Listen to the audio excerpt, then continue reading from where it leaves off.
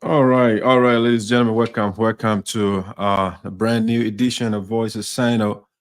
In the diaspora with Doc Siah Esoteric, coming to you from the DMV area, these United States of America. It's a brand new edition of the show Voices SINOE. Every Thursday, we are here with you to have inviting, impressive, intelligent experts on different subjects on the show. So this afternoon, as you get on, please share the show for us. We would do really appreciate uh, you doing that. Today we'll have two guests from Liberia.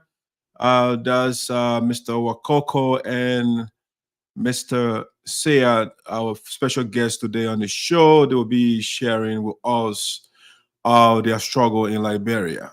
All right, so let me do some little entertainment as we build our audience. And the next thing, I got my two co-hosts, one from Sign, or two of them from SINOE actually. Sagacious will be in studio. The program will be relayed today. Sarah is also in Sarah County, and they will be here with us with me shortly. I've already sent the link to them to join the show. All right, let's see. Let's do some little sound check here first to make sure my sound is good. And see, let's do some little sound check here first to make sure my sound is good. All right, I think my sound is perfect. Okay, let's see. Let me do some little entertainment as I share, and please uh, share the link for us as well. Let me see what I can do. Some little music, and I'll be right back. People of SINOE, it's peacetime. Big one is a bright Hawaii. When came out, a brand new piece. Sarpo County, rise again. Once upon a time, in Sarpo County, there were total peace and harmony for everyone. There were good people togetherness. Now one in county, we're moving forward. Story, story, story. I'm bringing you a story, easy. Story, story, story. I'm bringing you a story, easy. Education. There were lots of companies in SINOE country, and job opportunities were flowing there yesterday. Because the Kru and Sarpo were living high brothers, there was kingdom marriages too. Yeah, the poor people, all of we are one of tribalism, another women. So let us come together, and live in peace. If we stand as one, we will right begin. Yeah, I'm in Jenny, I'm in Sapunia. I want to call you, I want to Jenny. Oh, I'm in Jenny. No, I'm in Jenny, I'm in Sapunia. Now I'm in Jenny. Then what do I do? What I want to call you, I want to Jenny. Oh, now I'm in. I'm in. I want to call you. My SINOE people, let me hear yes. Listen where I shall proceed. Cause any case you see, there was peaceful coalition among the Sarpos that you could create Congo. Now I did can't they were really put me in my mind. Now I did can't they were really put me if you not know, yesterday, the thing that they say, oh, people used to live from other parts of Liberia to come for vacation. It's SINOE country. SINOE had a lot, sea, forest, protected parts, and a lot of wildlife, gold and diamond. Because of unity, yesterday, SINOE country won a national country meet at the say, and I step there, SINOE break morale. SINOE wanna make Liberia and a precious pride of West Africa. SINOE bring, let us come together, and live in peace. If we stand as one, we will right begin. My people, this is the way. Your forever living. Forgiveness.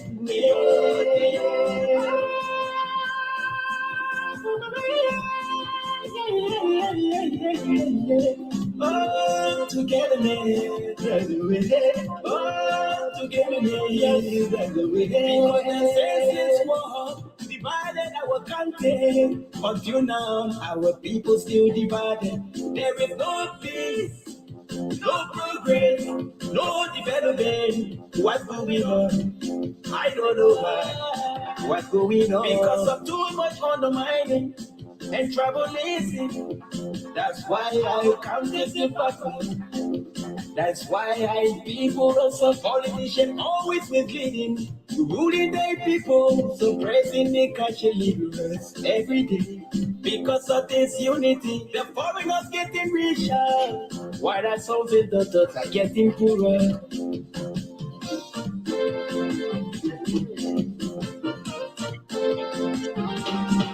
Greenville was founded in 1838, making it older than Liberia. What do we have to show for our age? Krus, Sarpos, Jennifer's, and Congos.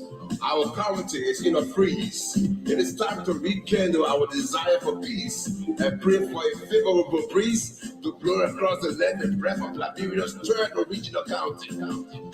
Peace. Let's come together as one. Let's come together as one. Together we can rise up.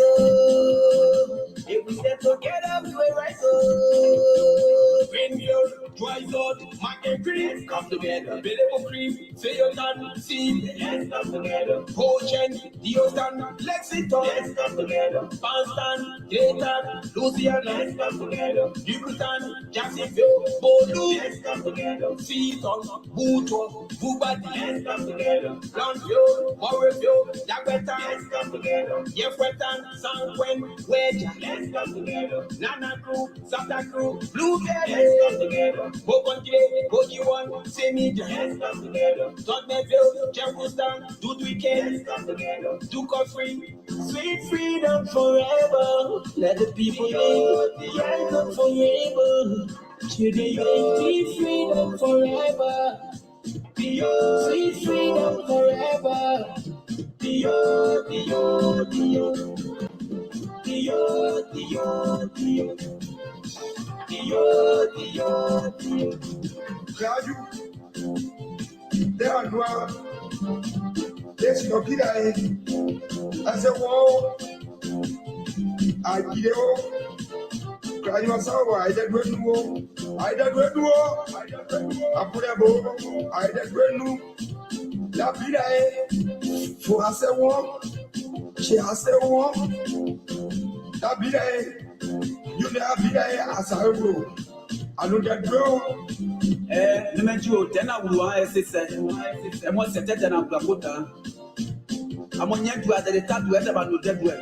I blow my brown too. I'm a crying, I is upon your son, I'm a dead well.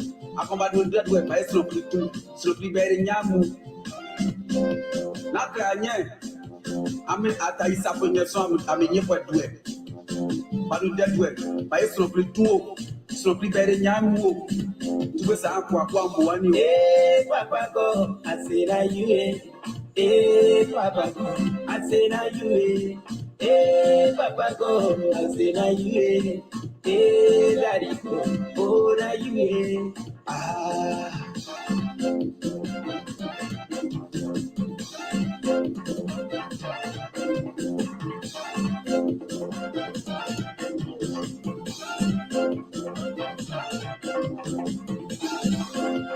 Eddie's Peace Project.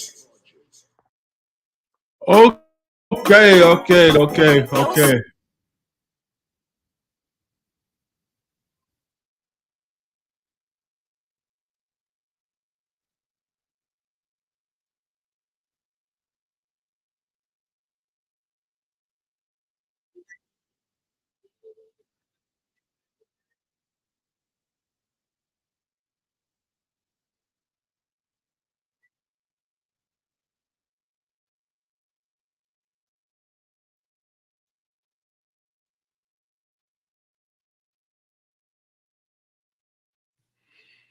All right, ladies and gentlemen, welcome to another brand new edition of Voices SINOE here. I'm doing a lot of background stuff here, and that's why I'm moving back and forth. All right, so we should be set. Let me check my sound here. All right, good. My sound is perfect. We want to say thank you for joining us again. Welcome to a brand new edition of the show with Esoteric and the Kru. My co-host will be joining me shortly. Again, today we're having a wonderful, wonderful conversation with our special guest in Liberia. They should have been live here, but again, the internet service out there is not allowing them to get on. And so, Mr. Wakocco and Mr. Siah will be here shortly once my co-host Delor came, and I will make that call so we can have a conversation about what is on their mind that they want to talk about today, so we can have the conversation. Yeah, please, as you get on the show, we ask that you share the link for us. We will highly appreciate that. You can also follow us on YouTube. We are also live right now on YouTube. Voice of SINOE in the diaspora is our name on YouTube. So please log onto our YouTube page as well if you want to follow the show from from your big screen TV. Yeah. So on today's show, we are going to be talking about the campaign of the Sarpo people in Liberia, I should say around the globe.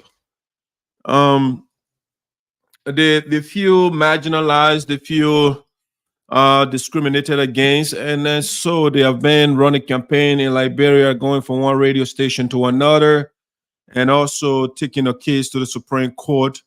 And so we just thought we could also be part of the conversation to ask some lingering questions that we have. All right, so that's the show today. It's called the marginalization and exclusion of the Sarpos. That's what we're going to be talking about today on the show with our guests, Mr. Wakocco and Mr. Siah. Will be talking to me. So let me see here. My crew are kind of running a little late yet, so I don't know what's up.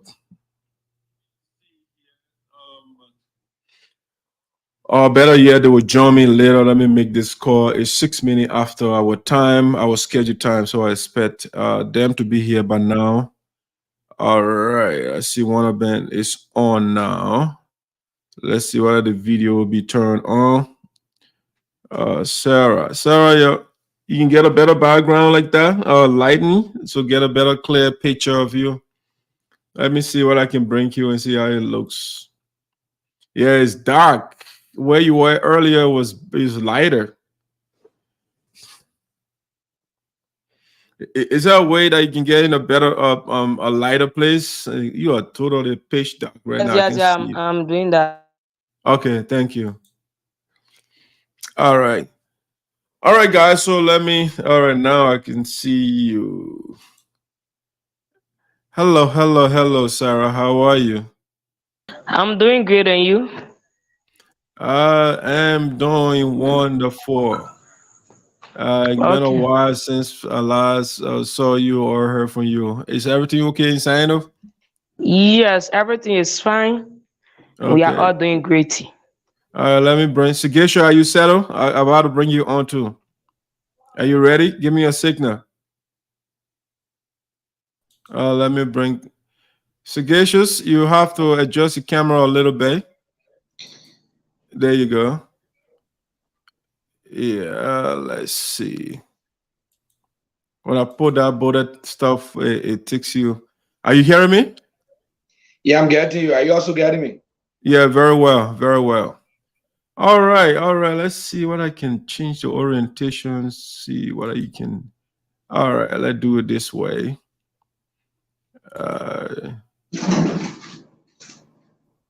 No. All right. Okay, let's go with this orientation for now. All right, guys. Lady and gentlemen, Welcome to the show. Sarah, you wanted to, there you go. There you go. All right, guys, how are you doing today? But I'm okay. I thank God for the gift of life. What I'm breathing, I want to say thank you to God. Like the religious people who always say there were too many people who wanted to have seen this day, but it was impossible for them to see this day. So we must be grateful to God. All right, all right. So, Mr. Gesher, tell us about. I understand the show is being relayed. Is that the case? Here, tell the audience. Well, if you are following Voice of Sign in the Diaspora, we like to inform you that the show is being relayed on Radio Buta in SINOE County, Liberia. It's on a frequency of 102.3, and so our listeners are glued now to the Voice of Sign in the Diaspora. All right, nice. Okay. So, Sarah, what's up? What's up? Say one or two words. What part of SINOE are you? Okay, so I'm in Greenville, Press Senate, to represent Poor River community. Okay. Yeah. All right. Let me call our guests here so we can start a conversation. They are waiting on us.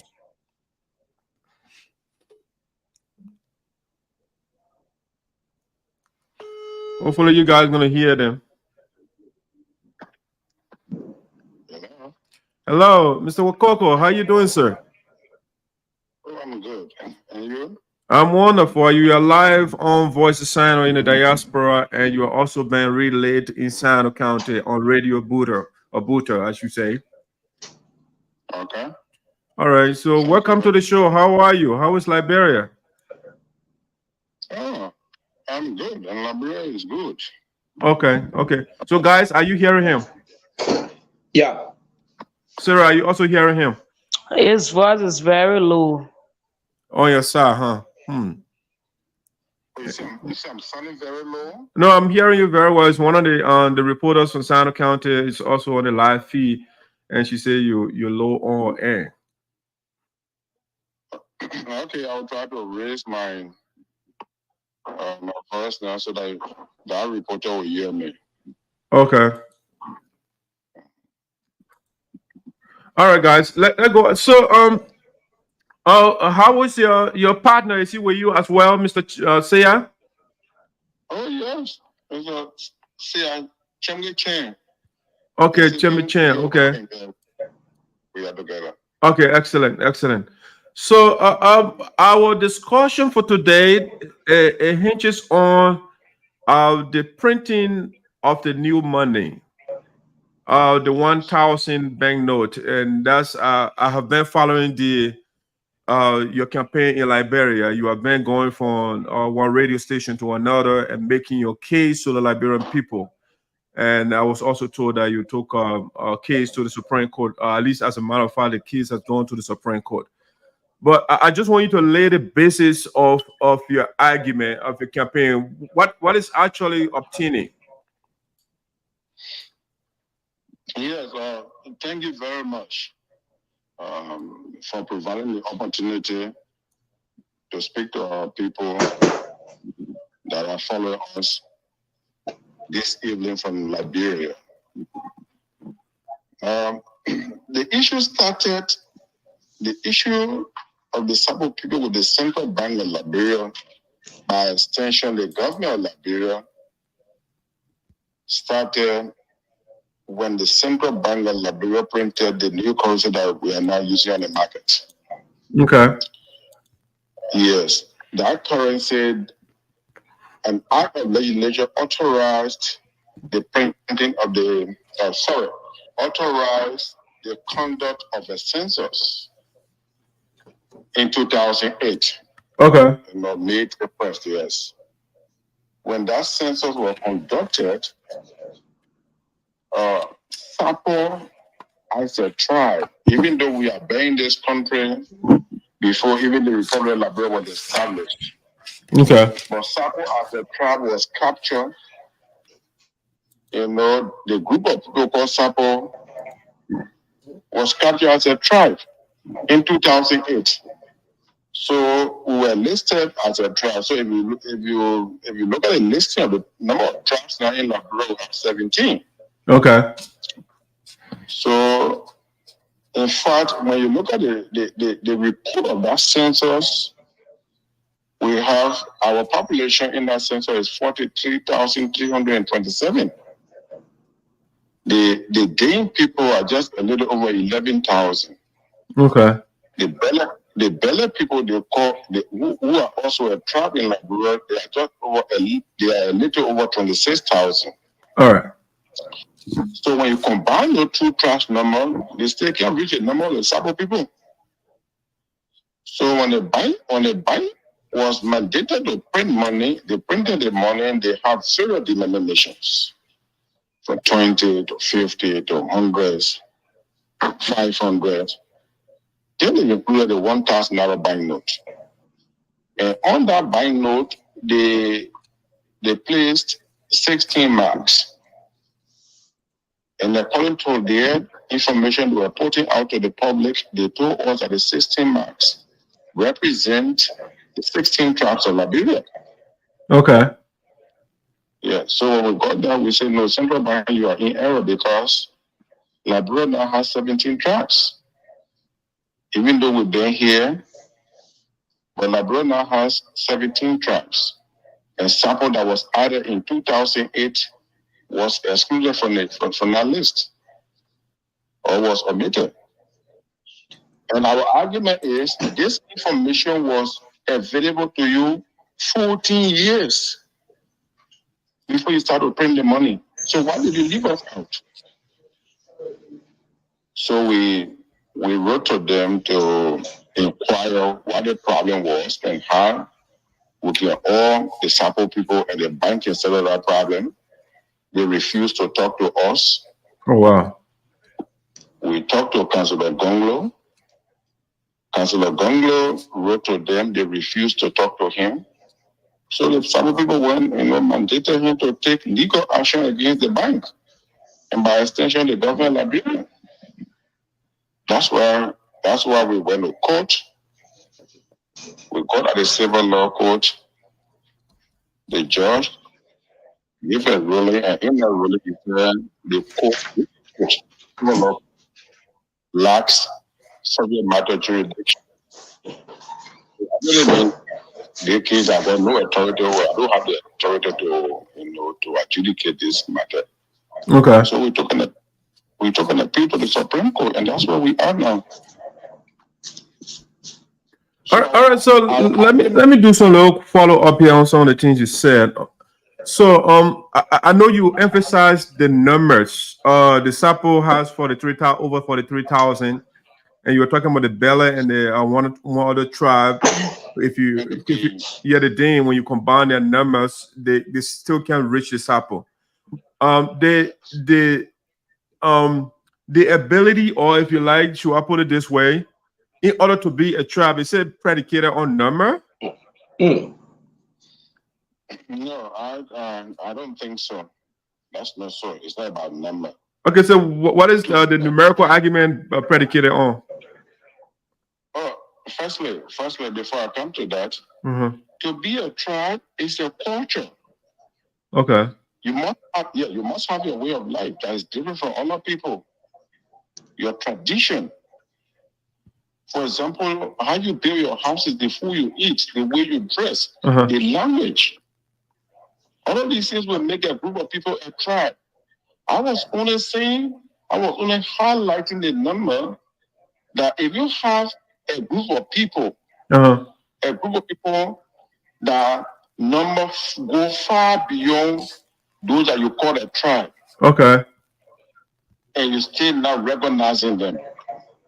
That's why I'm trying to highlight the numerical strength.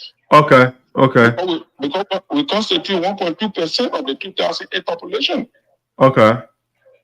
Yes, and when you look at so Mr. Wakocco, another question is then you also said that the 2008 census it captured the Sarpo as a tribe. Is that correct? Yes. Okay. So prior to the 2008 census, what was the status of the Sarpo people in Liberia? Prior to that census, in fact,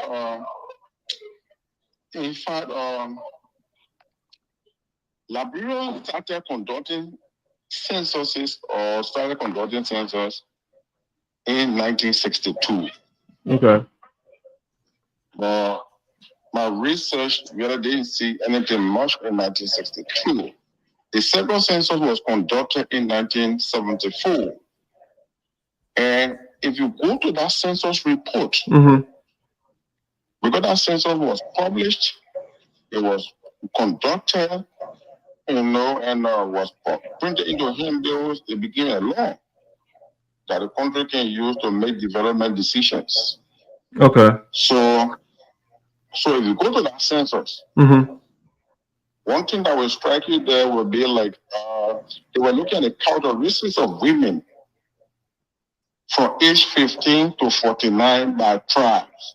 Okay. And by education. So how they listed Sarpo, they listed the tribes, they listed Kru, they get Kru/Sarpo. So they themselves know that there's a group of people here called Sarpo. Yeah, Mr. Wakocco, I followed that though, but you said it was the 2008 census that added the 17 tribe of Liberia. So prior to that means Sarpo wasn't tribe, is that correct? Yes, technically, yes. Okay. So then which group was Sarpo honored by then? No, Sarpo cannot be honored. Sarpo was not honored any group. Take, for example, come to the Kru people. The Kru people have 48 sections. And when you list those sections, you will not find Sarpo there and listed as a sub-tribe or the subsection of the Kru people. Come to the Krahn people. The Krahn people have, I think, 16 sections. Some of them, out of maybe lack of, real information, they will say, oh, Sarpo or Sarpo is Krahn. But that's not true. There's a Krahn historian, an elder man, who even explained how the Kru or the Krahn and the Sarpo came. And the Krahn people the Sarpo here. Yeah, Wakocco, I'm following the argument, but if you say before I go on, let me bring the guys that are following on. So, Geshus, you have a question?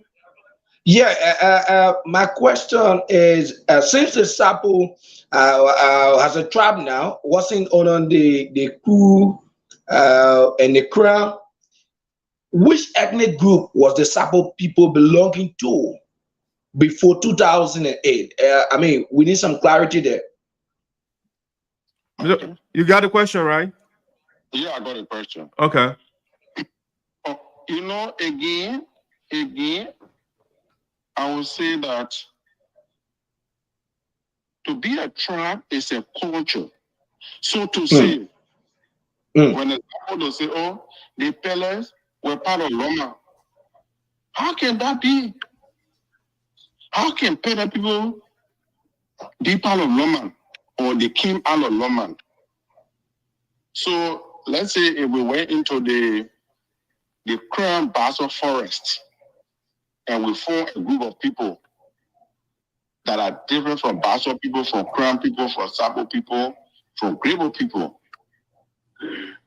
and we discover them, when we added them as a group of people, then we say, oh no, these people, they were honored Gio before.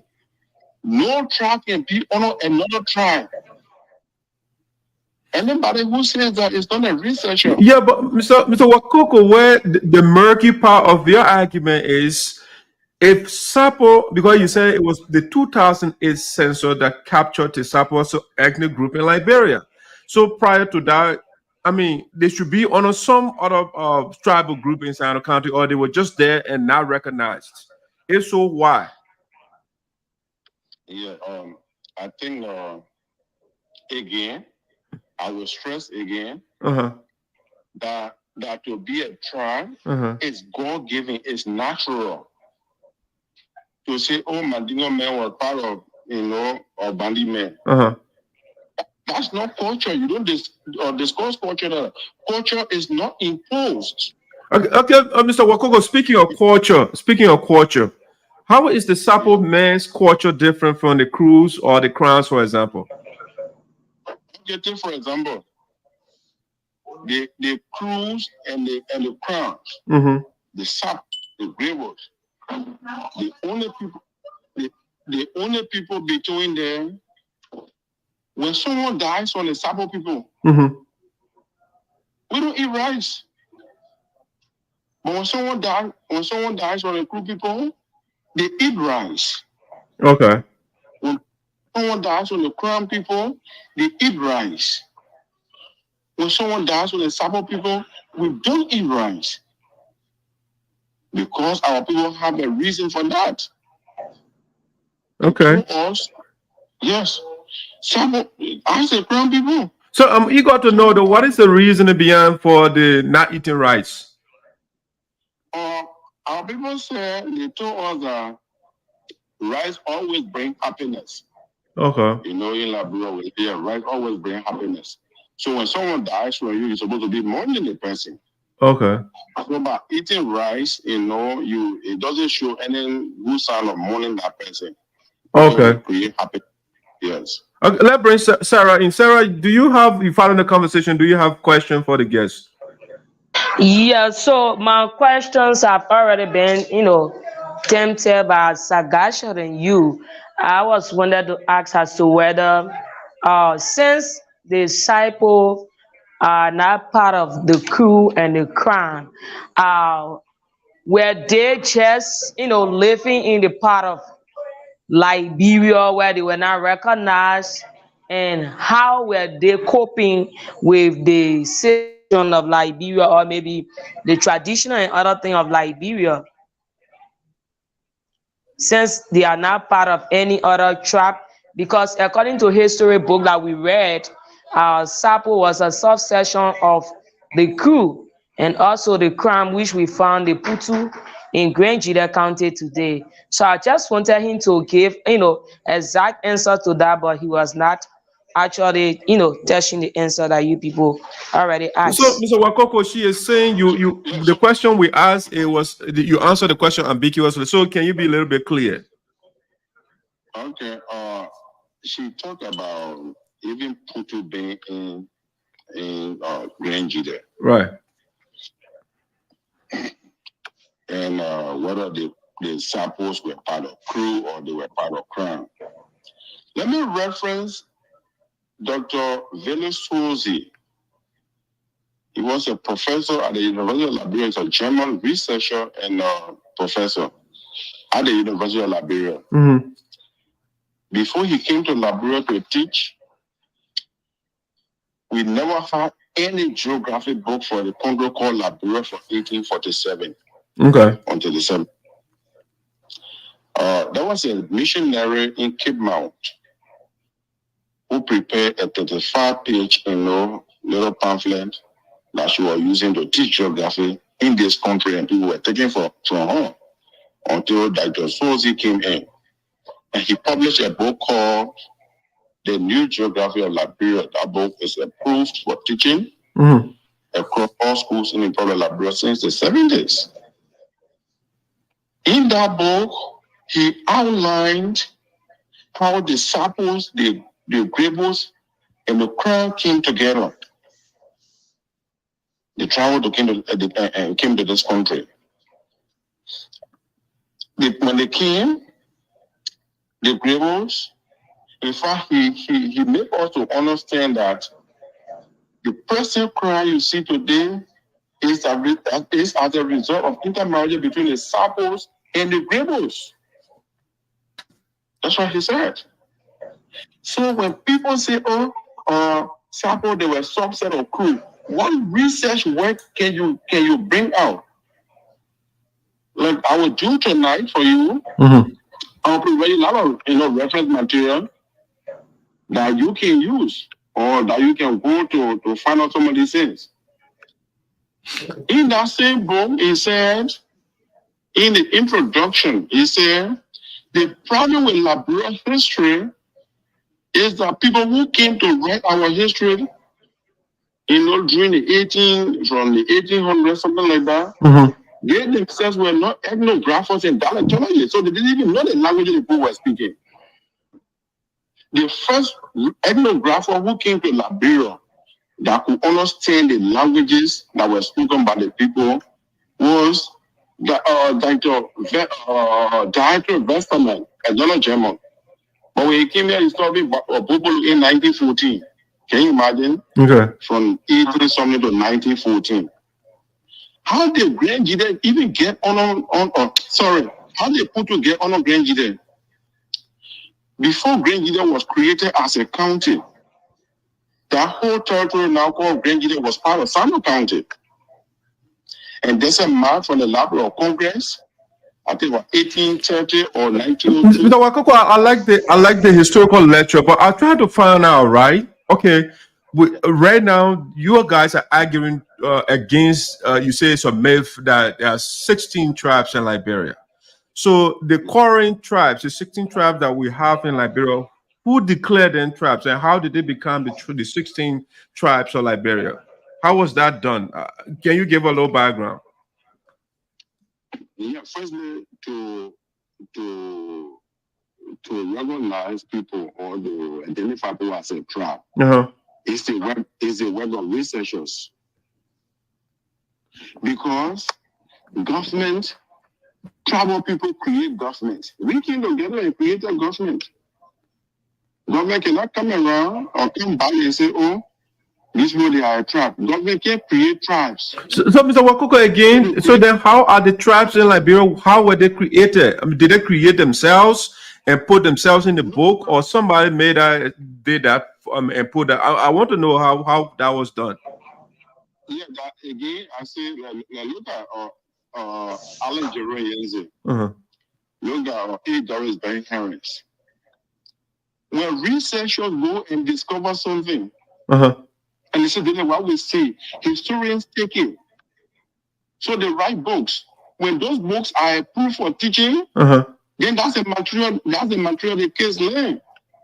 Okay, so when you say approved, it has to be approved by the government, though. Is that correct? By the Ministry of Education, yes. Okay, so that means the recognition of tribes is done by the government, isn't it? No, the government is not looking for tribes in there. The government is only approving something for our teaching, and learning. So, for example, if you look at the new textbooks that we are using, approved by the government to teach, like the citizenship education, the 5th grade textbook from grade 5 on page 11, name the ethnic groups of Liberia, and Sarpo is there, and that book is approved for teaching. Yeah, if you look at it,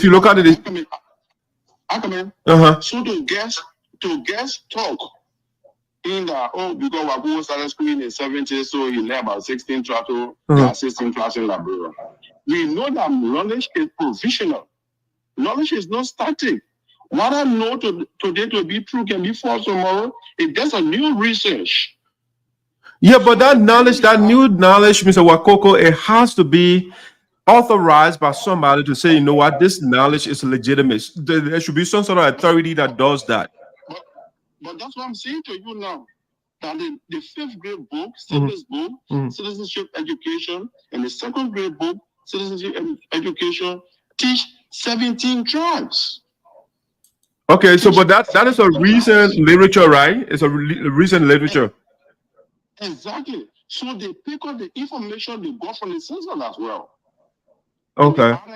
So if the ministry is saying, oh, this is the information that you should teach to our children, who are to say, no, I'm going to 1847 history. Okay. It doesn't make sense. All right, so guys, Sagacious and Sarah, do you have questions? Go ahead. Sagacious, go first. Yeah, so thank you. The show seems to be, an entertaining one, informative. I think our people back home are listening to get your education as it relates to this, issue of the Sarpo ethnic group. But I would like to ask the guests. After the trap, because they say it's natural, it's from God. Something that is being created by itself. No one come to organize and maybe say this is a trap. But how do we arrive at 16 tribe now that has been placed on the 1,000 node?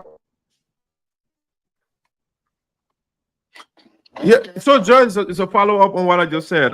Like, I mean, how did we derive at the 16 tribes?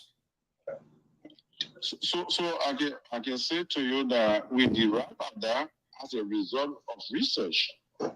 Okay. When we came here as people in this territory called Liberia, we didn't write about ourselves. So people came from places and conducted research. Who are these people that we are interacting with? Who are they? Oh, somebody say, oh, we saw some of them here, they are Loma. We saw all of here, they are Bele. We saw, the other people, they are Klebo. So if you didn't see the settlement, does it mean that the settlement does not exist? That he wasn't here? Anything you know anything that you don't know, it doesn't mean that it doesn't exist. That's why we do research. Okay. To find out. That's why we do research to find out. So if we came today and saw a group of people in the Gilead Mountain, they don't speak Sarpo, or the Sarpo they speak, it's not Sarpo, it's not Grebo, it's not Krahn, it's not Basso. They will say, oh, these people, they were subset of Sarpo, or they were subset of Grebo. Can we do that? Because we discovered them, so we must add it. That's new information to our history. That's what makes our history to be very, very, interesting. Okay. In history is not something that is static. Okay. Yeah, to say, oh, no, we still discover 16 tribes in Liberia. Any other body that we see here again, no, you're not part of us. I mean, that's unreasonable. That is not learning. When I started school in this country, we were learning about 8 or 9 planets in the solar system. But by 2008, Pluto was declassified as a planet. Right. So now we teach 8 planets. When Liberia started, Liberia had 3 counties. Later on, it went to 5 when Maryland came Mount John. From there, start making and making 9. Trust me, if you had to speak to Richard Henry now, who left 1980, if you met Richard Henry and say how many tribes in Liberia, he will definitely tell you, or how many counties in Liberia, he will definitely tell you 9. Because that's what he knows. So Mr. Wakocco, let me follow. Let me get a question here. So, the current the bank governor at the time was Aloysius Tarlue, right? And He's still Aloysius Tarlue. Oh, he's still the bank governor. Okay, so and he's a Krahn man, and the Krahns and the Sarpos are, to understand, family. Why would a Krahn man in charge of the central bank and exclude the Sarpo? What is there a historical friction between the Sarpo and the Krahn that may have precipitated or, led in that direction to exclude the Sarpo? Give us a little knowledge here, if any. Yeah, I know maybe during the time we came, maybe there was a little altercation, those kind of things like that. But let's come to when President Doe was in power. Okay. When President Doe was in power, and I don't want to talk about what happened between the president and the vice president, Major General Thomas was saying, I don't want to speak to that. Well, I want to speak to a community now in Monrovia called Doe Community. Doe Community on the freeway. Around what we call Confront. There's a community called Doe Community. When that community was established. Hello? Please, okay. President. When that community was by President Doe, it was called Sarpo Community. So people decided to fight. Why should maybe the community be in some community? And it was the Krahn people. Why they were fighting our people, I don't know. So they did that, and our governor at the time, Madam Ali said, he complained to the president of Liberia. I have a letter written by President Doe when he replied our governor that he's aware of the controversy between the Sarpo and the Krahns regarding the newly established community. But it was a decision that community remains Sarpo community. So the thing is, why were they fighting? Probably maybe Tarlue was a little boy who was also involved in that fight. We don't know. Maybe that's the same mentality of his parents told him. Yeah, but Mr. Wakocco, in order for somebody to fight, there must be a reason why the person is fighting. What do you think? Why do you think the people are fighting the South people? Give us something. I think there's something underneath there, because you don't want to talk about the something went on between Doe and his vice president, and I'm eager to know, because this is a learning exercise for us. Yeah, you are eager to know, but let me. When we talk about President Doe and Major General Thomas Wesson, these guys were close friends before they joined the army. They were close friends. Okay. Before they joined the army. They joined the army. The two of them formed part of the 70 men that overthrew the Togo government. Okay. And I'm sure you agree with me that the Krahn and the Sarpos, they were the same tribal people. Those 17 gentlemen who have agreed to make 2 Krahn people, 2 Krahn men, 1 president and the other 1 vice president. They were not agreed, because you have your men there, they call Thomas Kpayoun Wakocco. You have Kru men, in fact, more than 2-3 Kru men on part of the PRC. You have Swen Dixon. You have J. Nicholas Podia. You have Longman people like this guy Aaron Coley. You have the group man called Jerry Friday. You have Perez Wu. You think no guy will sit there and agree that 2 Krahn men lead the nation when the Constitution of Liberia forbids 2 presidents from the same county to lead our country? Yeah, but I think during coup though, during military coup, I don't know whether the Constitution applies. It doesn't apply in that sense. No, they abolished the Constitution, but they were aware. In fact, my brother, if let's say 5 persons come together, we do something, we say, oh, since 1 person is, or let's say we get 3 maybe Krus and 2 Sarpos, so people will take everything. We're not agree. But then it goes to, because it's a military exercise, and maybe they go by superiority or they go by education. No, it's not about education or superiority. It's about doing the right thing. It's about equity. Because they were aware that there's a clause in the Constitution that forbids 2 persons coming from the same county. Let alone even the same tribe. You think they will agree? Everybody saying now that they're 2 Krahn. Yes, so Mr. Wakocco, why you think if there is animosity between the Sarpo and the Kru or the Krahns, what generated that animosity again, if any? Is it because of the military coup or the execution of Thomas Wesson? What brought out bitterness? Okay, let me just speculate, because the guy when they overthrew, everybody was happy. I was a little boy in Pine Town. At that time, if you as a little boy can cook your own little cup of rice to eat in the morning, probably you eat until in the evening, because all the people, everything were singing around the town because they were happy because Wesson was vice president. The whole Sarpo region were happy. Only for the guy to be executed like that on a basis like when to overthrow something though. As to what brought about that, I don't know. And so these people, they executed Thomas Wesson, and even the chairs deacon out of this country. So do you think we're supposed to be happy? But we just decided to leave it because we are all closely related. We have language similarity and some culture of us are similar. But why would the Sarpo be part of Krahn and the governor of Liberia will favor just one section of the Krahn people? Of the Krahn people and the Sarpos. For example, we have a language announcer at LBS. We have a Sarpo governor. Why they don't have Kunambo governor? Why they don't have a tribal governor?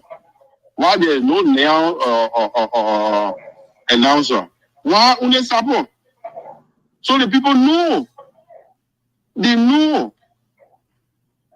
that the Sarpos and the Krahn are not the same people. They know.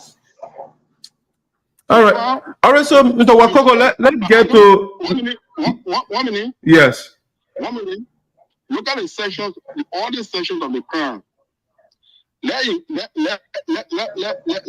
Sarpo as one of the sections to say, maybe for the sake of the argument. But on Sarpo does 6 sections, 6 different types of Sarpo.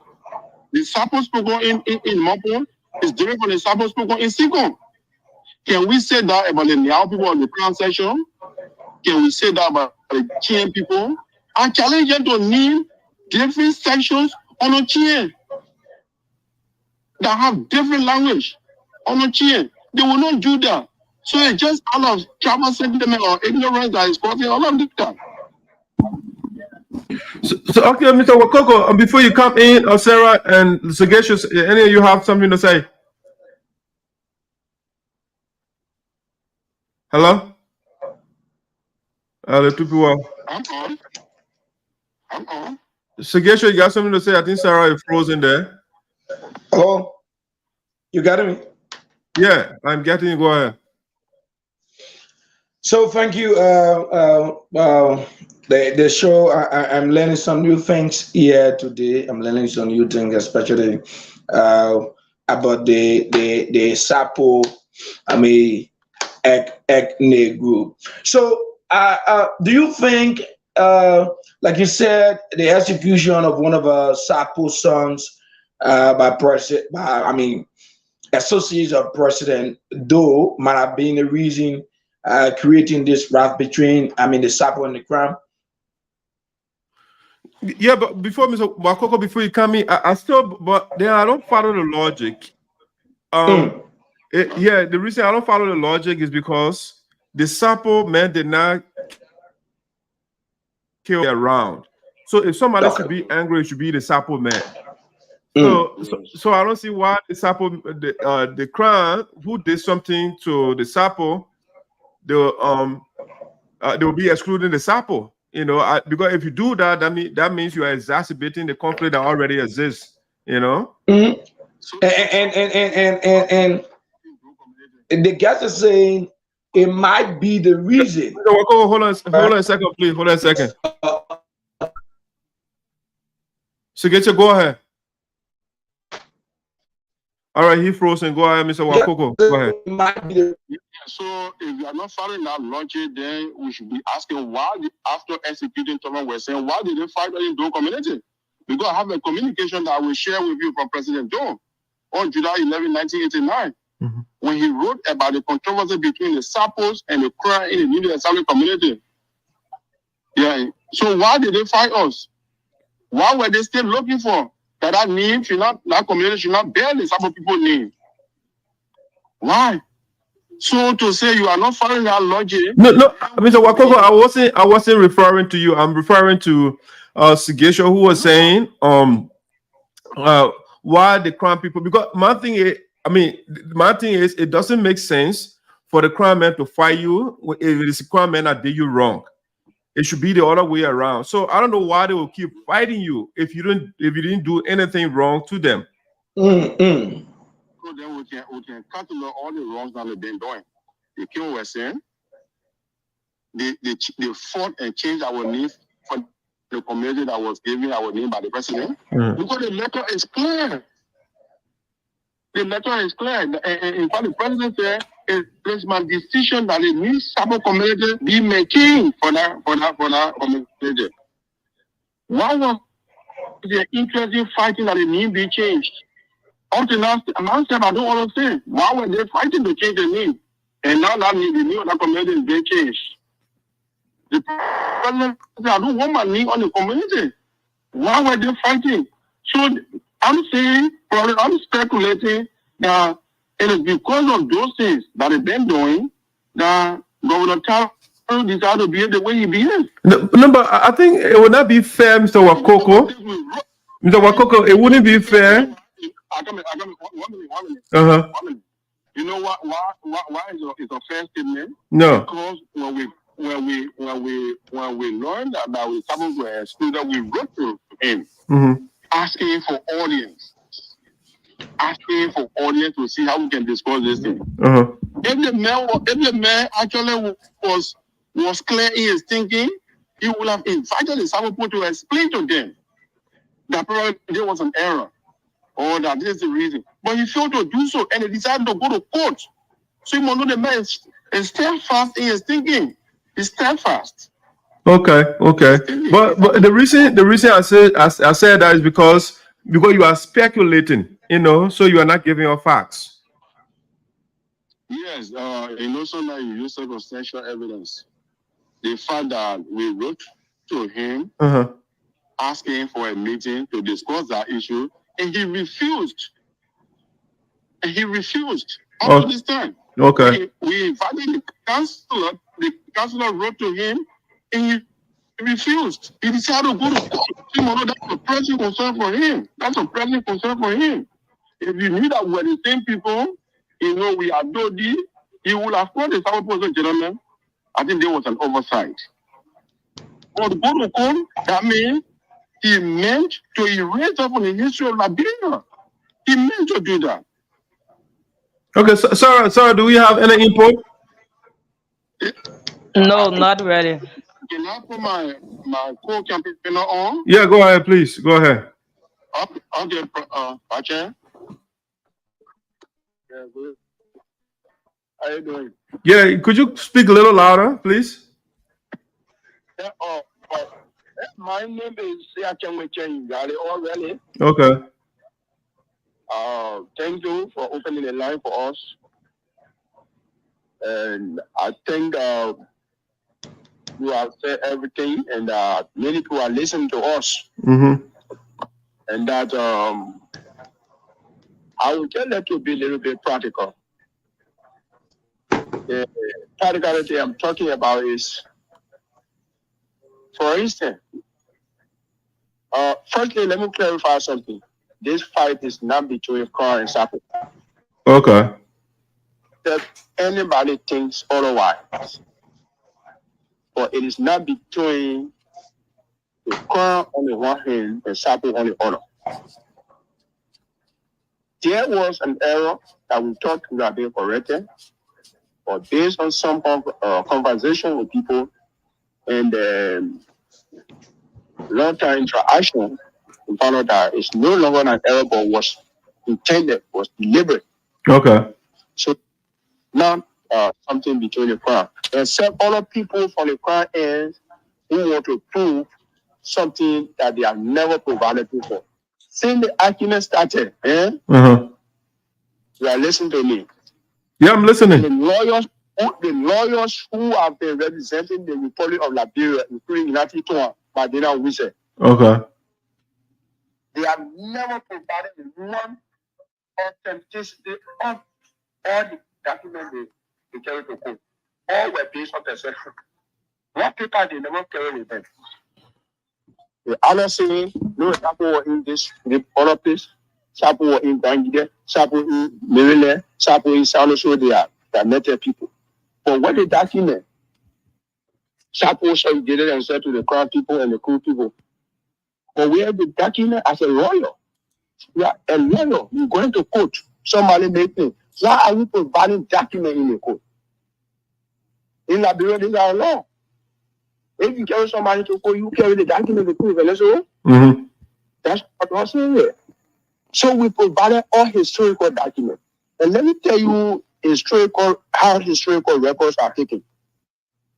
They are taken from what?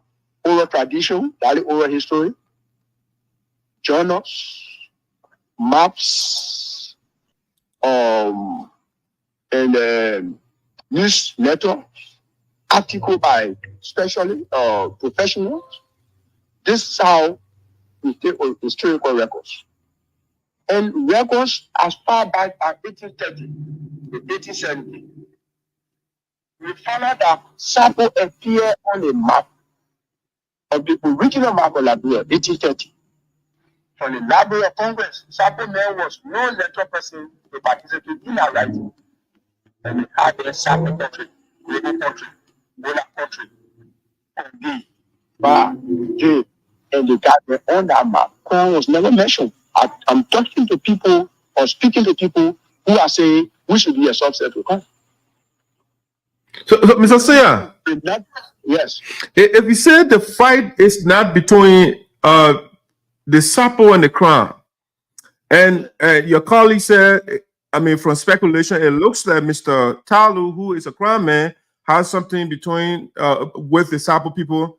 That how is it that it's not between the Sarpo and the Krahn? Is it the fight is between Sarpo and the government of Liberia or the Central? How does it work? Thank you. Then we'll go back to last statement or the word I used.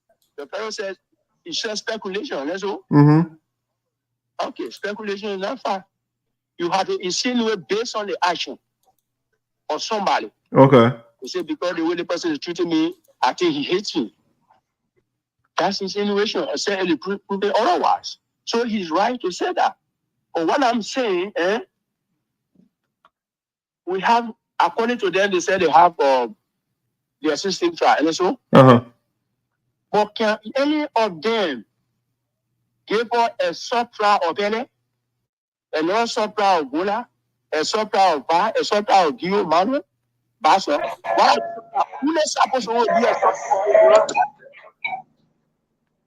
Okay, so Mr. Siah, before you go ahead with your thought, sagacious. I mean, one of the guys is following for SINOE, and the people are listening. So let's see whether he has people on the line that want to ask questions or something. Sagacious, you have any quarters? Yeah, so let's announce the number card on 0775-413-013, 0775-413-013. 0880-074494, 0775-413-013, 0880-074494 are numbers that can help you on the line. I mean, this evening on the Voice of Sun in the Diaspora, 0775-413-013, 0880-074494. Let's go out here.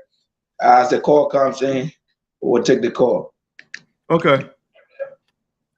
All right, so Mr. Siah, let's switch to the legal aspect of what is trending the case right now. So you have Councillor Gonglo representing your team.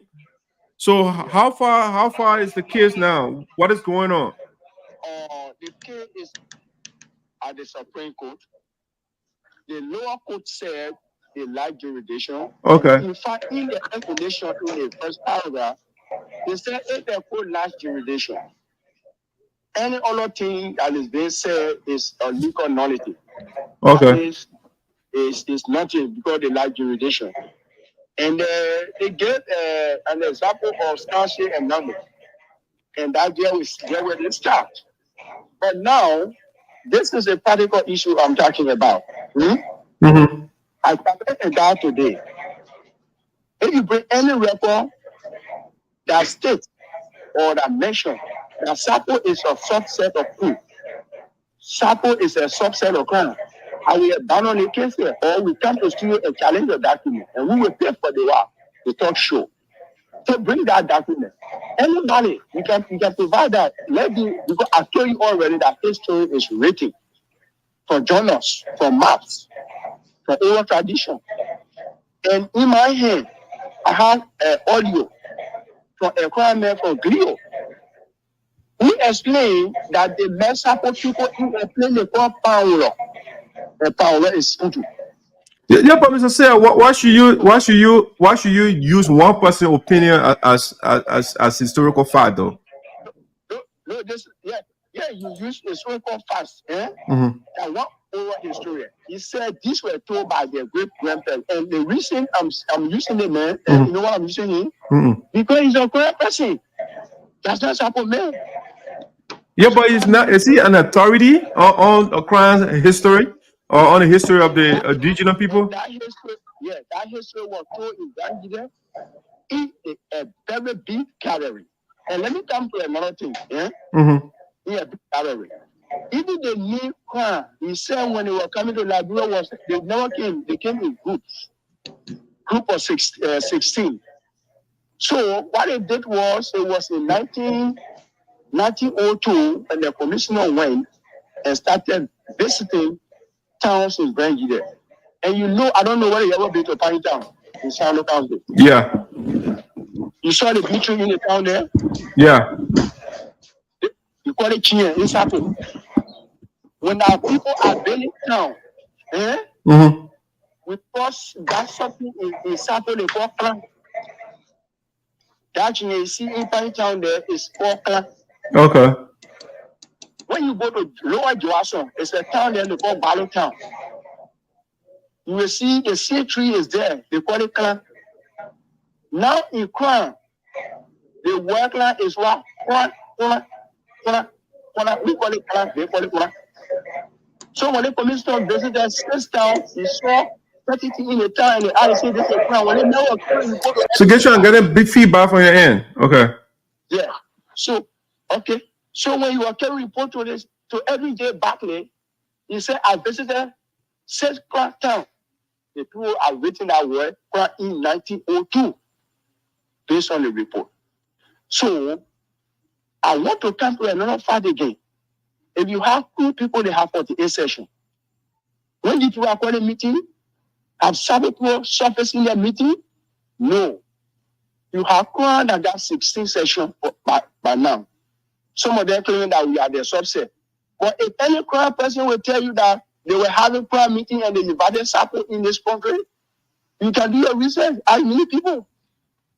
So this is the particular issue I'm talking about. Have we participated? So, ethnograph or local on. I had a book here written by a German man into the house there. How we pronounce things. And all of us, let me tell you now, we are a language-related group, the Kwa people. That's why they divided us into 3 groups. We have the Mengi, we have the Men, and we have the Kwa. So the Kwa is a related language group. We including Sarpo on Kwa, according to present history and past history.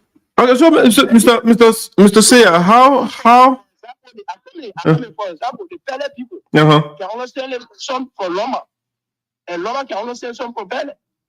The Dale, and then the Mano people and the Geo people, one way or the other, they understand each other because they are closely related language group. Va and Gola can understand each other because they are closely related language group. Similar thing with what? With Kru and Kru. Similar thing with Sarpo and Kru and Sarpo and Krahn. Even Bassa. So we are closely related language group. But that does not mean you are a subset to other tribes. And that in fact, where we belong, we are past by that stage. Let me make it clear. We are past by that stage. We try to enlighten the society that the perception that we are carrying is what we are fighting. Okay. We are presenting this country as a tribe.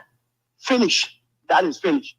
All we are doing is just giving the society enlightenment. Okay. Not working for even private status. So that it's just to waste our time. That's why we are talking to. Or to enlighten the society.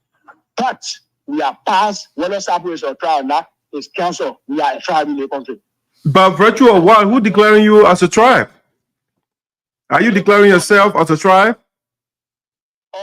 No.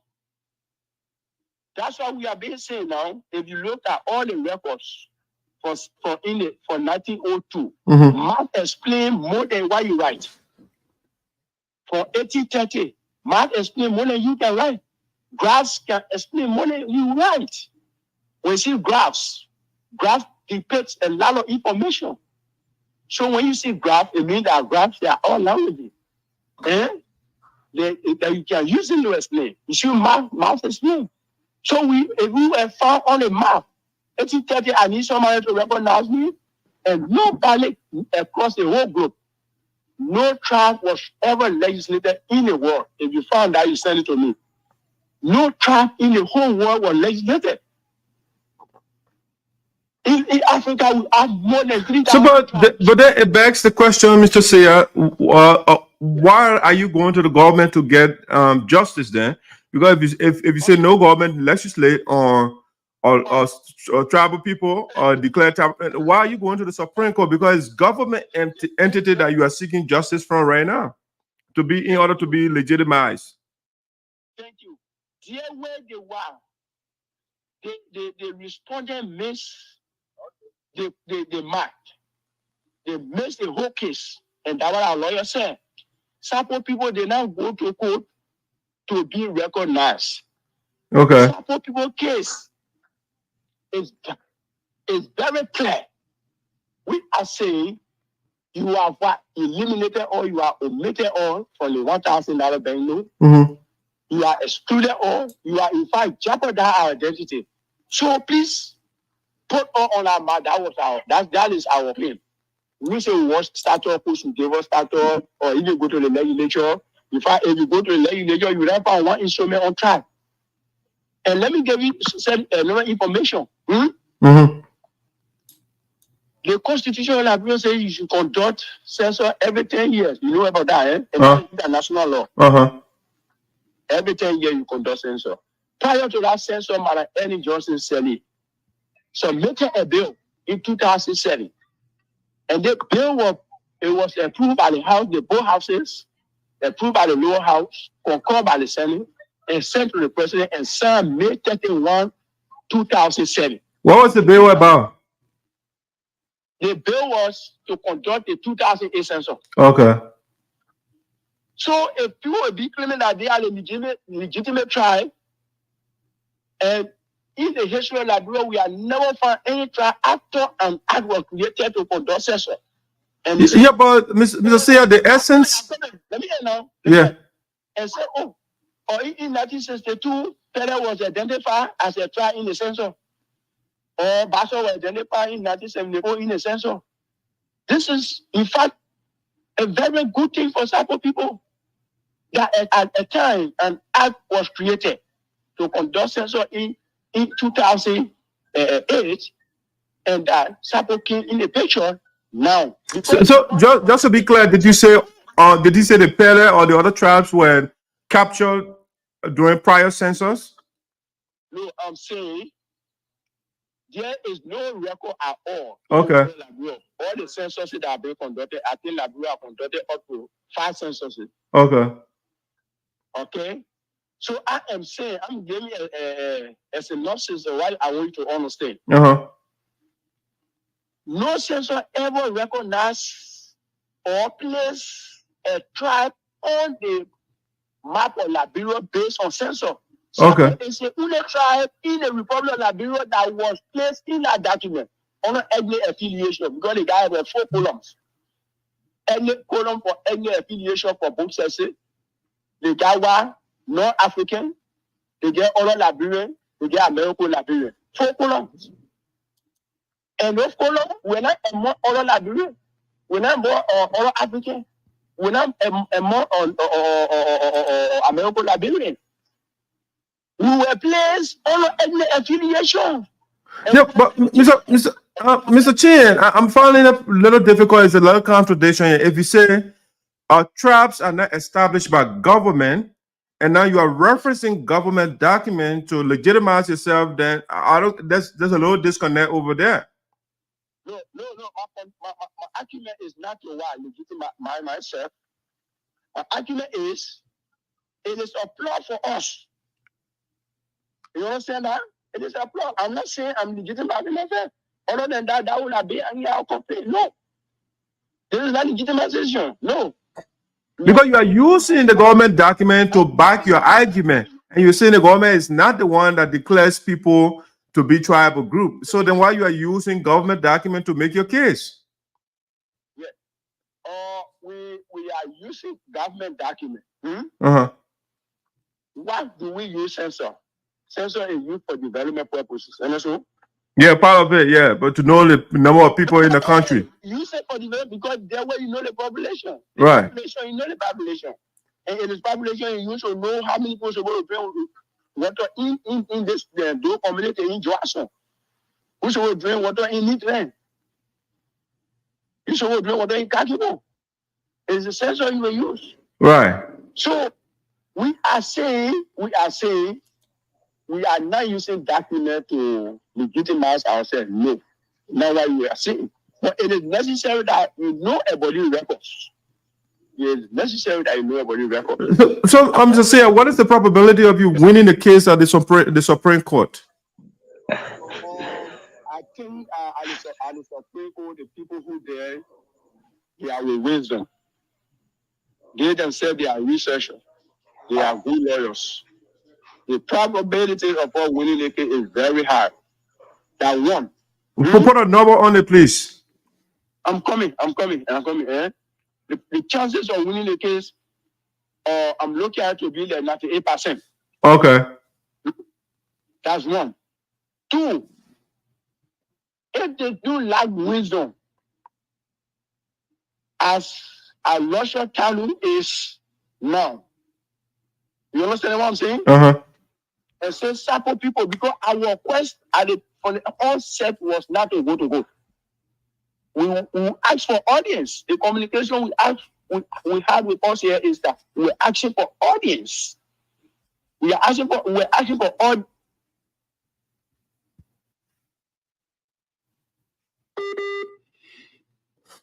Hello, yes, hello. The service hello. Hello. That we sit with. Hello. They had talk show. Hello. Yeah, you are breaking up a little bit. You are breaking in. Yeah. They had talk show, and I went on that talk show. And I talked to them. You are hearing me? Yeah, I'm hearing you now. Yeah, you hear me? Now, yes, now I'm hearing you. Can you get me now? Yes, I am.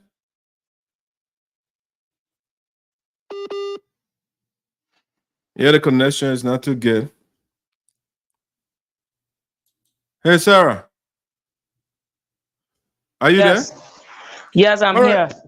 All right, but following the discussion while we are waiting for them to connect, I mean, what is your thought of what going? I mean, the discussion, the argument they're making. You think the argument is convincing? Well, what I observe is that the first thing is the government of Liberia before once being recognized as a tract or as a trap in a country need to be documented, which is need to be added to the constitution of Liberia, which gave you the legitimate power that yes, indeed, you are part of this. You are trapped in this country. But Sarah, the traps are not listed in the constitution, though. Come again. The traps are not listed in the constitution. The history of Liberia. Sorry for that. The history of Liberia. So history and civics in school, and we were told that Liberia have 16 trap. And I'll talk about the subdivision of the Kru section, which is Sarpo, and they have a lot of could you look at the camera, Sarah? I think you're looking up. Yeah, so yes, I'm having little. There you so go. we talk. Okay, so the issue of being a legitimate trap in Liberia has to involve the government. So if you say the government is not the one, to do that, then I'm a little bit confused. How will you be recognized in the country if the government has not recognized you as a legitimate trap in the country? So they need to work in line with the government of Liberia in order to achieve their goal and objectives. Yeah, but so Sarah, but you said, I mean, I think maybe you didn't listen to the argument. You said you learned in school that 16 tribes in Liberia. Marcel was the same thing. But the argument, especially Mr. Wakocco, he said knowledge is provisional, which is true. Knowledge evolves over time. What used to be in the 80s is no longer right. So he is saying, according to the 2008 census, I mean, you now have another tribe in the country. Even if you look at a CIA report, if you even go on a CIA website right now and look at the listings of the tribes in Liberia, Sarpo is listed, So you got the CIA recognizing a tribal group in Liberia, but the people in Liberia, they are not recognizing that tribal group, which it looks like somebody is wanting somebody. Okay, so that the issue of the debate is, you might have the clue, you might have the evidence, you might have the document, but the manner and form in which you present your case also places you on the table of either winning the case or the case against you. Yes, it is within the document that you are displaying on the screen, but have the Ministry of Education gave go ahead to those various schools to start teaching the children in the various school. Right now, if you had the opportunity to interact with any student, they will tell you that there are 16 tribes of the Republic of Liberia. Yeah, so that's and that's why the guys are running the campaign. They're trying to disabuse the public of that old notion. Right now, in the curriculum or in the new curriculum of the Ministry of Education they put out, now you have 17 tribes in Liberia, which they are now teaching in school, and they are going around showing these pieces of evidence to the people. That, I mean, the information out there is not true. The Ministry of Education now has a book, the civic education, now they're teaching the children right now is 17 tribes. So if somebody's still saying 16, then the person is living in the past. That's what they are saying. Okay, so for me, what I do gather from them, they are really stressing on the issue of the $1,000 banknote, which has to do with the marks of the traditional culture, right? From the 16 tribe, and the Sarpo ethnic group mastery has not been placed on that particular banknote. So they are going to code now in order so that the marks of the Sarpo ethnic group can be placed on that particular money. So I'm looking at it like they are only focusing, their major issue is the banknote, and they are now really focusing on the advocacy side that has to do with Ministry of Education making it compulsory that every school should be able to teach the students. I think that's what's going on right now, Sarah, because you are not in secondary school, or you are at the tertiary level right now. But the civic education right now is Sarpo. So the next batch of children that will come after you, when you say 16 tribes, they will say, no, you are wrong. Just the same way you are giving the example of the planets now in the solar system. Yes, it used to, when we were in school, it was 9 planets, but now it's 8, so it's the same thing. That's what it's saying. People are still giving false information out there, or erroneous or outdated information to the people.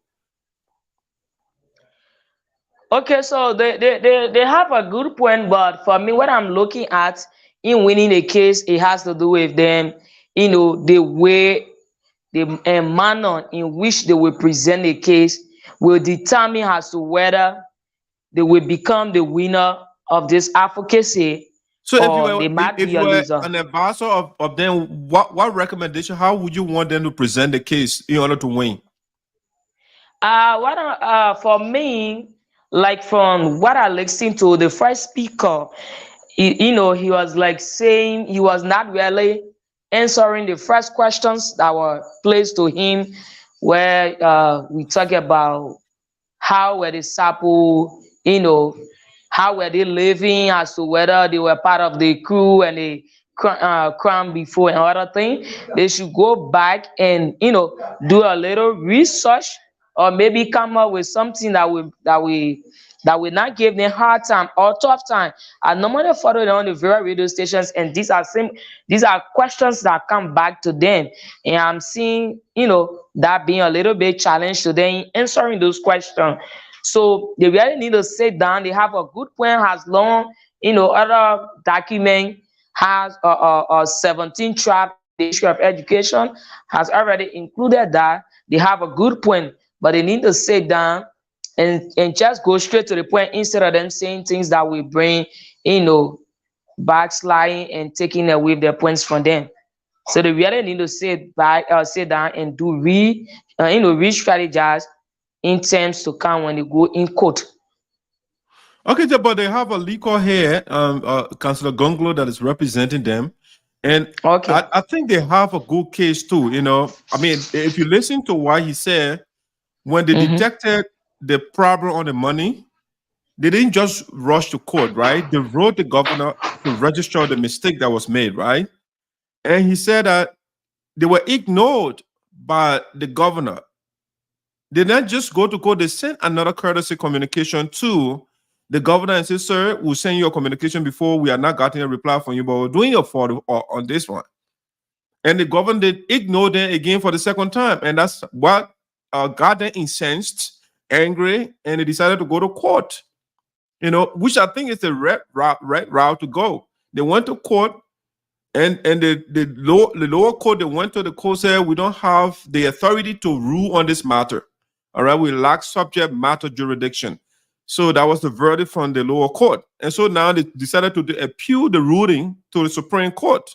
And now they are waiting for the Supreme Court bench to assemble before they can go through the case. But I think they have a good case here, because if we all inhabit that land called Liberia, then we all must be recognized. The money you are talking about, the money, for example, and they were only referencing the mask on the money. And the reason they are emphasizing on that money is an artifact, is a major symbol for the country, right? So if they are also taxpayers, they pay taxes, they contribute to the country, then you cannot exclude them from a major symbol that represents the country or their government. They are part of that government of Liberia. So you can't exclude them. So they don't want that mistake or that blunder to be repeated next time, because if they keep quiet, it might be repeated again. Yes, so I got all that point.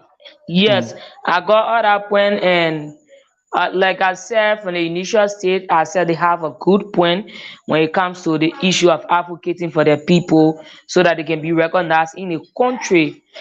Even though you can have the liquor, liquor team, you can have someone who is good, but the information I give to the person will determine. But it is good that everyone be included in in the histories of Liberia. And when it comes to the issue of the population aspect that you are giving, I think that's one of the great points. Yes, people who are that number of person living in that particular area should also be recognized within the country as a whole and even the world. And one of the things is the Sarpo people are the one who are the bigger forest, the park, which also carry the name the Sarpo National Park. These are also things that the country benefiting from, and the people of that particular area are manning the park, and they make sure that the government of Liberia take complete control of it. So they also need to be recognized within the country, which is very good. Fair analysis. I think that those are variables that the lawyer, those are some of the things that will be in the argument of the lawyer. These are the things that the people are done. They have the Sarpo National Park. They had the first indigenous vice president in the country. They have members of them. They participated in the liberation struggle in the country. I mean, and so you cannot say you want to exclude them. And those that are making the argument, say, for example, the Kru say the Sarpo is part of the Kru, but then when you list the 48 sections of the Kru, you can't name the Sarpo. The Sarpo is not part of the 48 section. So if the only way the Sarpo will be part of the Kru for the 8 section, if you say you want to incorporate, then you are for the 6, then would that be for the let you say if for the 8 it will be around 54. If you add the 6 of the Sarpo to the 48, you got 56 ethnic group, 56 subsection of the Kru. Right. So they are not doing that. That is not done. They are not doing that. No, for the 8 section, and the same thing with the Krahn. The Krahn got 16 sections. Yes, 16 sessions. Right, and they are not listening to Sarpo. So where do the Sarpos fall if they are not on the two tribes? So one of the things the reason follows that they are independent tribe in the country. I think that's the argument the guys are making. Go ahead. Yes, the argument. So one of the things they need to also bring in on their argument has to do with the national park, because the park also carry their name and is one of the biggest park in Liberia that the government of Liberia are generating money from. So they also need to include if you don't want to recognize as a tribe, why like using the name of our ethnic group to safeguard this particular forest that the government are benefiting from and other things. Yeah, fair. So let's see how it play. But so Sarah, I think the guys, their phone, I think it has issues. So I got another topic here. Other things I wanted to talk about. So Okay. this is a major big one from SINOE County. But before we bring it up, I'll be right by some breaking news. Okay.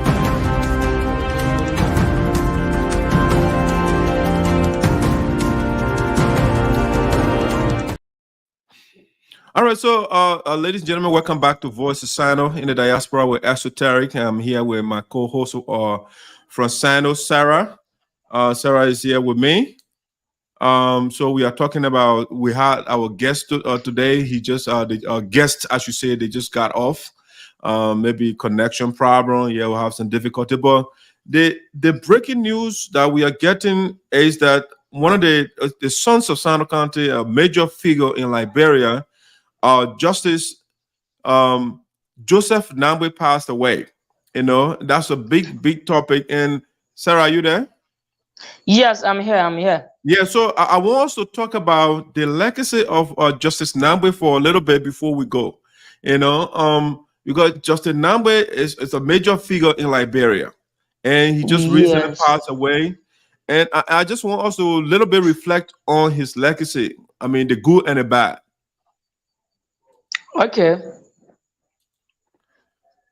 So if you get any thoughts, Yes. go ahead. What you know about him, share with our audience. Okay, so the former senator of SINOE County and also former associate justice of the Republic of Liberia of the Supreme Court, Councillor Joseph Nambwe. He hailed from SINOE County, especially from the King William's time in district number 2 in SINOE County, Dugbe River Statutory District. He's been one of the peaceful citizens of SINOE County. He's been one of the great leaders that SINOE will forever miss. What I do know about Councillor Nambwe is that during a term of senator, along with the late Mambutu Vlagimpa, Honorable Jefferson Kamo as representative, the late Timothy Davis, and the late Honorable Nelson Waba, the county was very peaceful.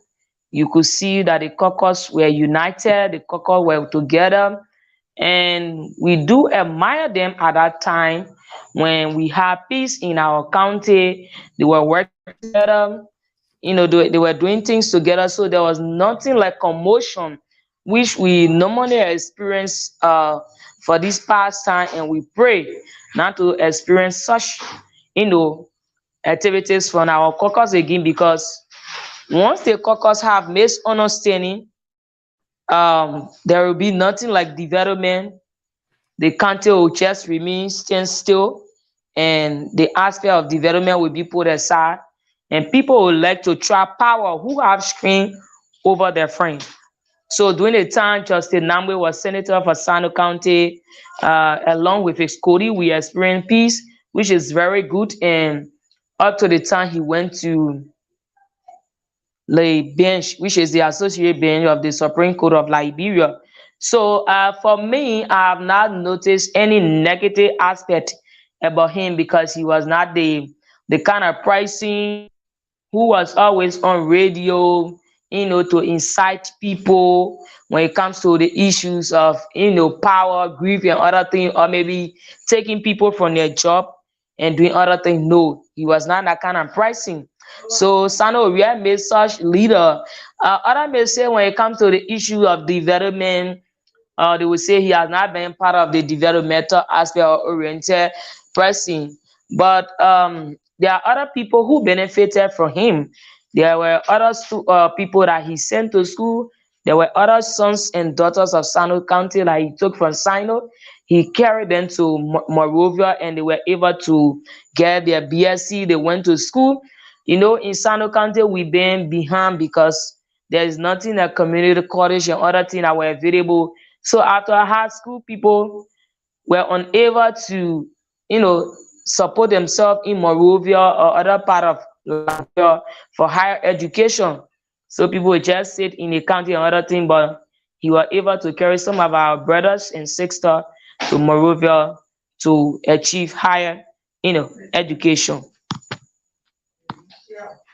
All right, fair, Sarah. That's excellent reflection. But I mean, I agree with you I agree with some of the things you said. For example, sending some children to school. I think he was also member of the Senate when SINOE County got the community college.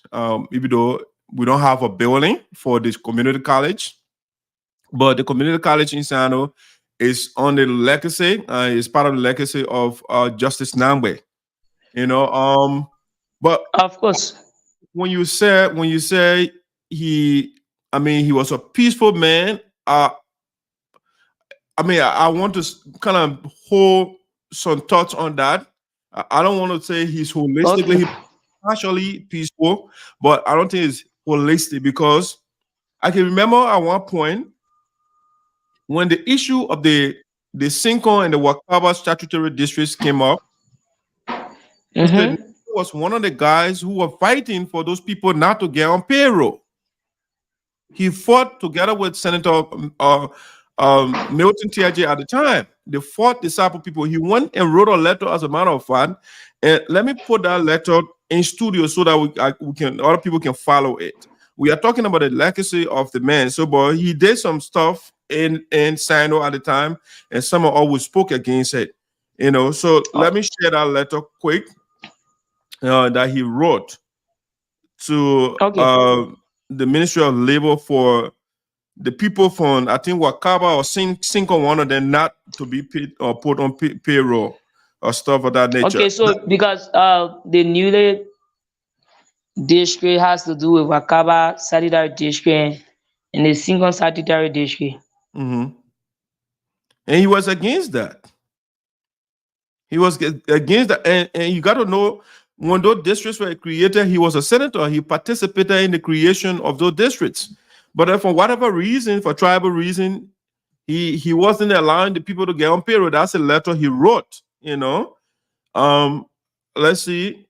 So if you can see that, it was written April 6, 2017, and he wrote Honorable Vani Salif, Deputy Minister for Administration, Ministry of Internal Affairs, Monrovia, Liberia. He wrote here and he said, Honorable Deputy Minister, I present my compliments and write to bring to your attention that the SINOE Legislative Caucus has been informed through its chairman, Senator Joseph N. Nambe, that Honorable Zaza, representative for District Number 3, SINOE County, has created a statutory district, Sinko, in SINOE County. And you got to understand, Justice Nambe at the time when he says Zaza created a district. And you have to understand, Zaza was not a lawmaker. He wasn't in Liberia at the time when the Sinko and the Wakaba were created. But because of certain reason, for tribal reason, he was trying to put that on Zaza that the district was fake, So he says Zaza created a Sinko in SINOE County without legislative enactment. And he participated in the creation of this district or these districts. But now, for whatever reason, Justice Nambe at the time, he said, you know what? Without legislative enactment, basically, you're saying those districts were fake. That's what he's saying. So he said, officials of said district has been nominated by Her Excellency, the President of the Republic of Liberia, and Zaza is believed to be maneuvering through the Ministry of Internal Affairs to place on the government of Liberia payroll without Senate confirmation. All right. This is his legacy of Justice Nambe. He was causing serious conflict in SINOE County. He was against certain people. So when you say he was a peaceful man, I doubt that. He said this information the war piece. Go About ahead. Go ahead. I talk about when he was the late Senator Mabudu Vladimir. I listed them. You talk about the late Honorable Nelson Waba, the late Representative Timothy Davis, and also Honorable Jefferson Camo. From 2005, there were peace in some caucus, in the confusion among the caucus. So I just look at that. But from 2011 election, when he won has senator for SINOE County, where the president had to talk to Honorable Mabi G. Zaza to back up in the race, and then he ran. He won the election. Since 2011 to 2017, there been some conflict, internal conflict among the caucus.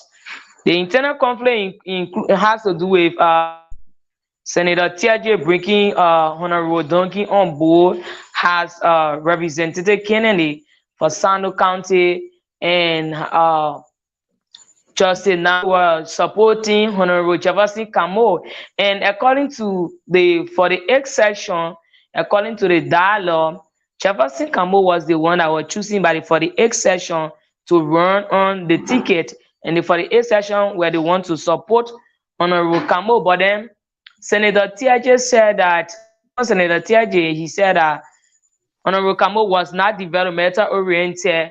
There were, the issues of Justice Namwe being involved into conflict, and from that period upward, there been series of confusion among our legislative caucus, which they have to go to Bamako for the peace accord. Even when they came back, the confusion still continued, which has to do with the of Honorable Councillor Joseph Nenju Namwe, and also they have to suspend Honorable Mabi G. Zaza from the caucus, which I can still remember. Right. I follow that too.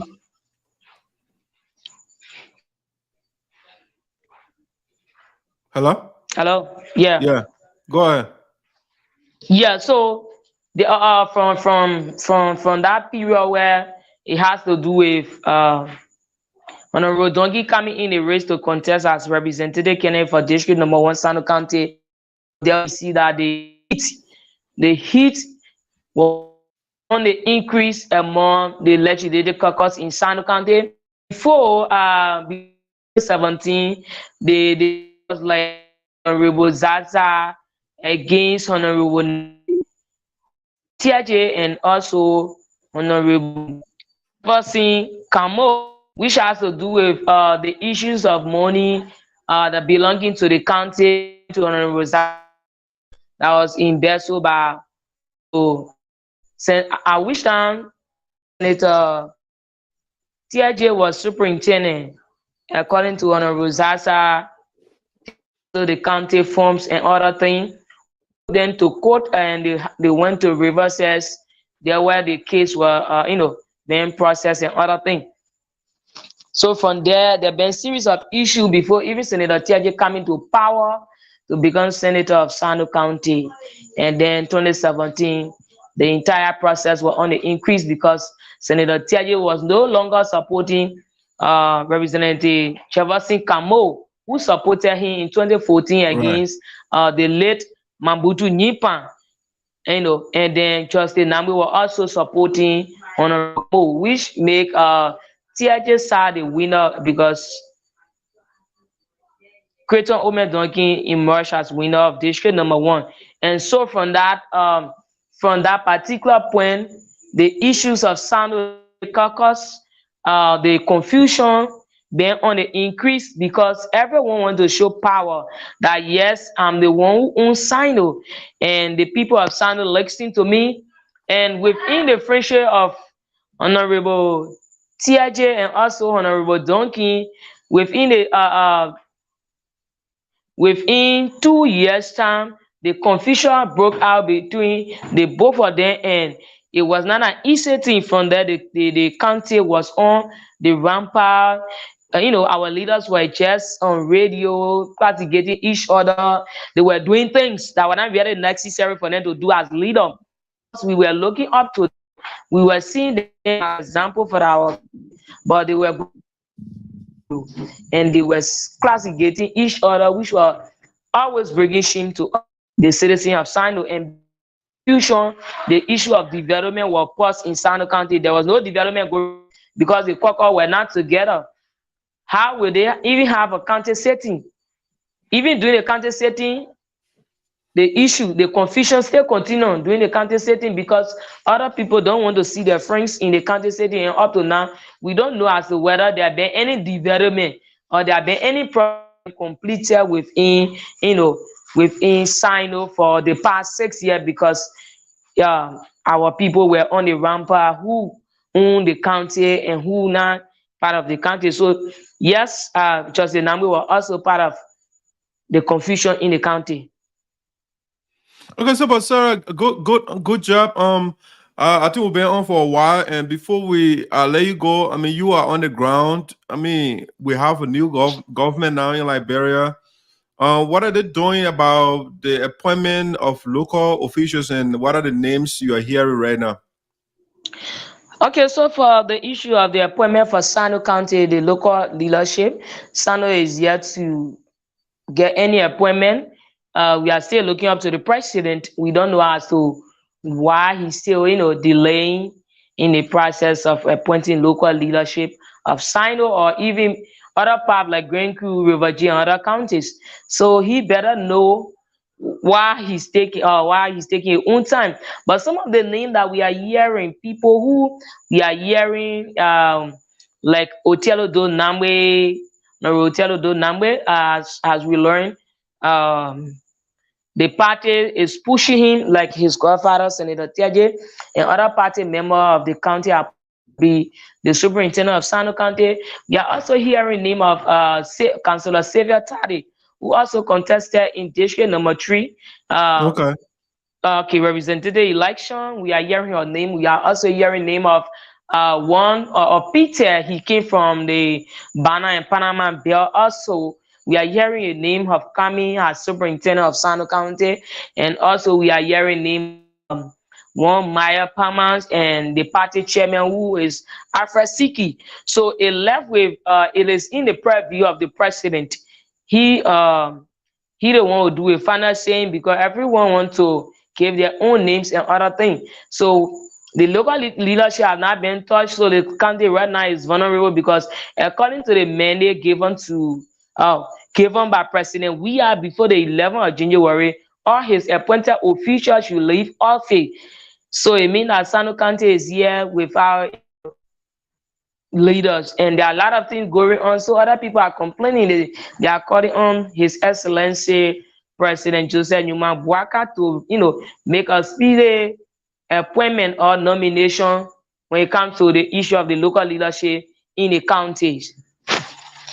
Okay. But is there any information on the community college as well in SINOE County?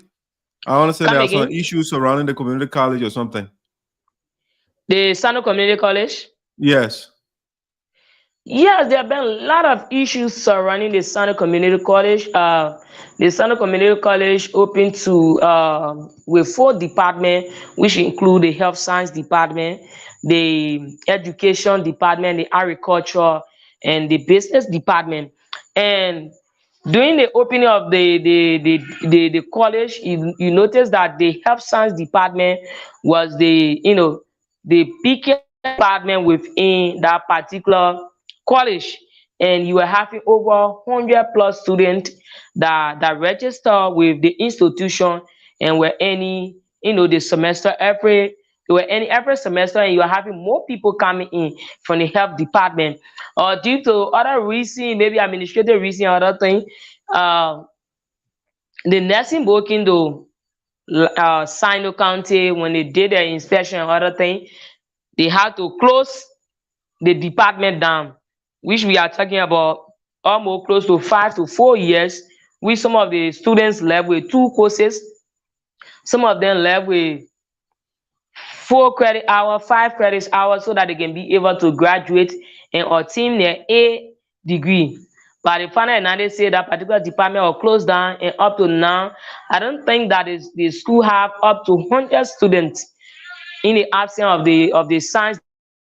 And so from the day that the science department was closed down, you notice that there were a lot of things. Most of the students now have to leave the county. Some of them are going to Maryland to follow the education. Some are going to Morovia. Some are in Buchanan, and some are in Grand Jide.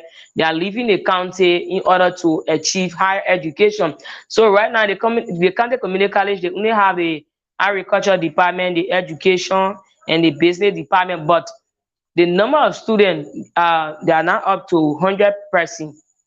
So the administration of the SINOE Community College really need to work hard to see that the SINOE Community College is up to standard, and the health science department, it is open, because of the health science department, they were having partners from America who were sending support to them. Those people were sending books, the library, and other things. They were helping the college. But since the department has been closed, no longer they receive support from those people from the diaspora. And even the people are having plan of taking some of the health science students from SINOE to America to have some experience, to go and see some of the things, the way the other people on that side work, and then bring them back after a few times. These were arrangements that were going on between they and the people from America. But since, due to some administrative reason, they were unable to push forward the agenda of the health science department, they lost that other opportunity. And many people are complaining in the county because the school is not up to standard, and then all the administrators at the school, everyone on their own cars. So other people were like suggesting why the administrator, they didn't use their tear eyes or their tear method by using the money that they used to buy the car to build and upgrade the health science department. And after upgrading the department, once it had been accredited, before they can take another money to buy this car for the administrators. You have the president car, the vice president, the HR, you have the admission office, and other people. I think about 5 cars they have for the community college. So parents were like, they should have thought of different things to upgrade the science department, instead of them just buying cars and just using a car without having students, and they are not getting the desired result that they need. So we have our brothers and sisters, they went out of the county to follow their education because the community college is not really up to tax. All right, Sarah. I mean, that's very good. We've been on for a while, like I said, and I think it's a little late on your side. Let's call it a night. Unfortunately, our guests they got off abruptly because of service. It's kind of bad in Liberia. At least certain part of the country, you are in Liberia, of course, and you are still on. But I really want to appreciate you for coming on. Prepare for next Thursday again to have another conversation where we have other topics that we will be putting in the chat room. If you have something that you want us to discuss too, as well, put it in the chat room, and we'll brainstorm on it. If you have closing thoughts, go ahead. All right. So thank you very much. So I just want to encourage all the citizens of SINOE as a whole. The issue of peace is very important, and I also want to applaud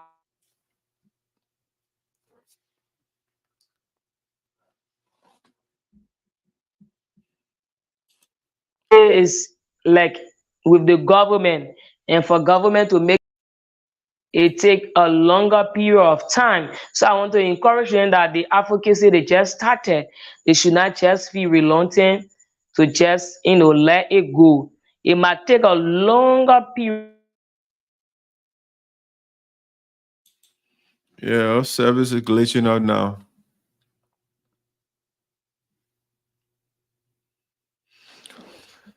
All right, guys. This is the voice of SINOE in the diaspora with esoteric. We just thought to bring some information to you. Next Thursday again will be here at 2 p.m. Eastern. We will be 7 p.m. in Liberia. And we'll be back here again to have a wonderful conversation with you. But I want to say thanks to all of you that follow the show. And please, we beseech you to always share our show and go to our YouTube page to subscribe to our YouTube page as well. We encourage your participation on the show. That's why we put the numbers out there. Anytime you want to participate, call the number or just comment. If you want to say something, we can definitely bring you live. If you want to come live, if you want to just call, we get the numbers out there. But I want to say thank you so much for joining us, our Thursday edition of the show. The show was relayed in Liberia by the radio booter, and the other reporter they had an 8 p.m. show scheduled, so that's why he left a little early.